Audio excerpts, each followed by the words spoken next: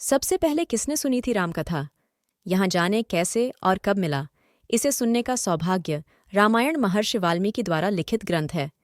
वहीं तुलसीदास द्वारा रचित श्रीरामचरितमानस अवधी भाषा में लिखी गई है।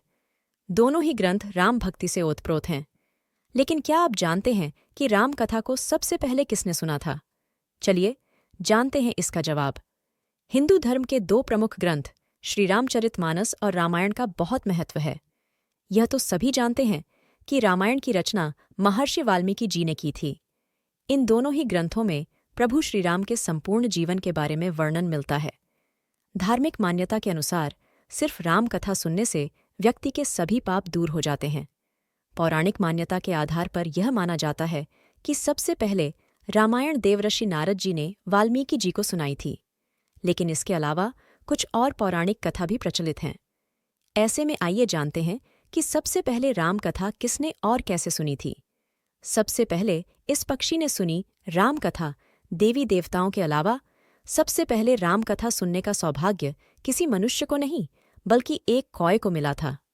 धार्मिक मान्यता के अनुसार जब एक बार भगवान शिव माता पार्वती को राम कथा सुना रहे थे तो उस समय वहां एक कौवा मौजूद था जिसने वह पूरी राम कथा सुनी थी। उस कौए का अगला जन्म काकभुशुंडी के रूप में हुआ था। उसे पिछले जन्म में शिवजी के मुख द्वारा सुनी हुई पूरी राम कथा याद थी। काकभुशुंडी ने यह कथा गिद्धराज गरुड़दत्त को भी सुनाई थी। इसी प्रकार राम कथा का आगे प्रचार प्रसार होता चला गया। ऐसी मान्यता है कि वाल्मीकि के द्वारा रामायण की रचना करने से पहले ही काकभुशुंडी ने गरुड़ को राम कथा सुनाई थी। भगवान शिव के मुख से निकली राम कथा को अध्यात्म रामायण भी कहा जाता है। कौन थे काकभुशुंडी?